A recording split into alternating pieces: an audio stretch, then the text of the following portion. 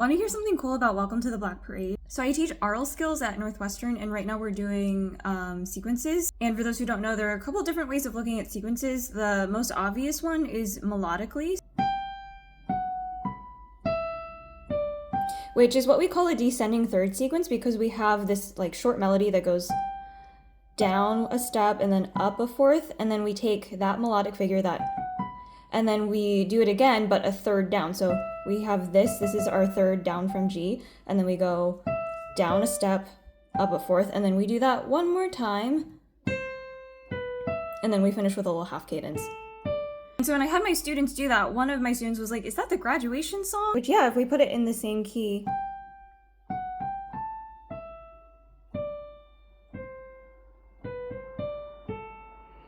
follows the same chord progression where we have like this. It's not exactly the same because what's getting copied and like how long the melody is a little bit different, but what does tie them together is like the chords that would go along with these. So each iteration of we call that the first one a model, and then we call the rest of them copies because it's a copy of the model. And each of those like models and like each of those like modules really, like each copy and each model usually has like 2 chords associated with it. Because of the way that the melodies move down a third each time, a very specific chord progression goes along with it, which is usually this: 1, 5, 6, 3, 4, 1. And then we add a half cadence, 4, 5. That should sound really familiar to you. And if you somehow don't know, that is Pachelbel's canon, and it's kind of everywhere to the point where people call it the Pachelbel progression. So that's the other way of looking at sequences, is through the harmony. So you can look at it through the melody or through the harmony, and to be considered a sequence, depending on the theorist you ask, it only has to have one of those things. It can just be the melody, it can just be the harmony. In the case of Pomp and Circumstance, the model, or what we would call the model, is actually covers 4 chords. So it sounds like...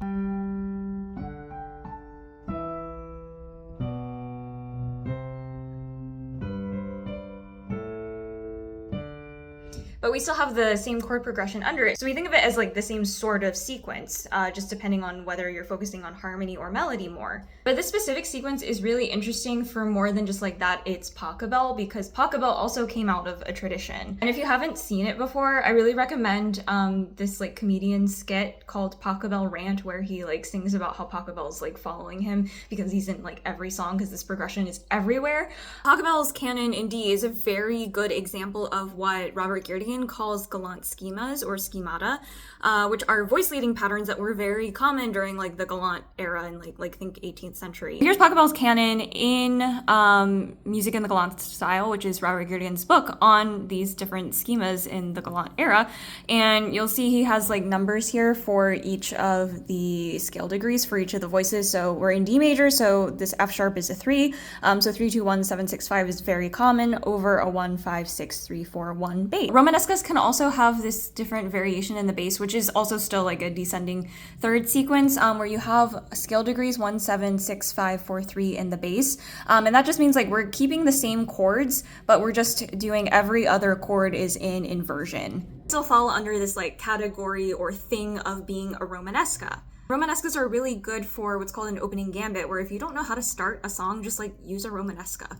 Because these were like compositional tools that composers back in the olden days used to help them compose pieces. So they had like different patterns like this that all fit. Like this sounds like it belongs in the beginning of the song. This sounds like it belongs in the middle of a song.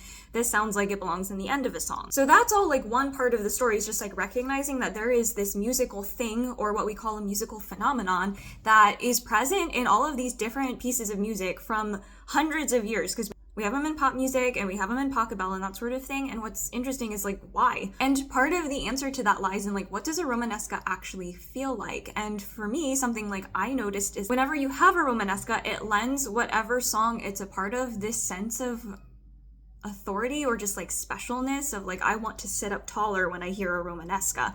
And Olga Sanchez-Kisielewska, who graduated from Northwestern, woo, go Wildcats, she actually wrote an article about the Romanesca, and she combined like research on the Romanesca with what's called topic theories, and specifically with the sacred hymn topic. Topic 3 is a whole other can of worms, but basically topics are these musical ideas that get imported from their original place. So like Baroque dances are a very common example of this. A waltz is a very common one. So if you're like in a song that's in 4/4 and suddenly it like switches to 3/4 and sounds like a waltz, you have the pa pa, then you have a waltz topic going on, and they all kind of like signify this sense of like, oh, I'm pulling something from somewhere else. And for a lot of people, like pulling Baroque dances out kind of just like signifies like fancy party. Hymn textures are a very common one. And so the attributes of the sacred hymn, I'm not going to go into detail in all of this, but yeah, like you have that chorale texture. And then specifically the 1-5-6 phrase opening, the da da da, and you should already recognize Pachelbel's canon from that, and thus the Romanesca from that. And what she does in this article is align the two together and show that the Romanesca, beyond just being an opening gambit and just like being a helpful voice leading tool, because of its alignment with this sacred hymn topic, and that the Romanesca then could be thought of as like the sacred Romanesca. And that's probably why like you hear Romanescas featured in all of these places where like we consider it sacred, like these sacred rituals, not necessarily like church, but like you hear Pachelbel's canon at weddings all the time, you hear Pomp and Circumstance at graduations. And Welcome to the Black Parade has this sense of like being bigger than yourself and wanting to do something big and important. And this is one of the reasons why it is so helpful to conceptualize and just like label things in music, because then you start to notice like, oh, I hear this here as well. And then you notice like, oh wow, like this musical phenomenon, this like musical object or category makes me feel a certain way or has this certain effect in the music. I'd love to make like an actual video essay of this, so this is like not well formed at all and totally missing a ton of nuance, but I really just wanted to share this with y'all because I thought it was cool, and I think a lot of y'all would think it's cool also because Romanescas and like this descending third sequence is just everywhere.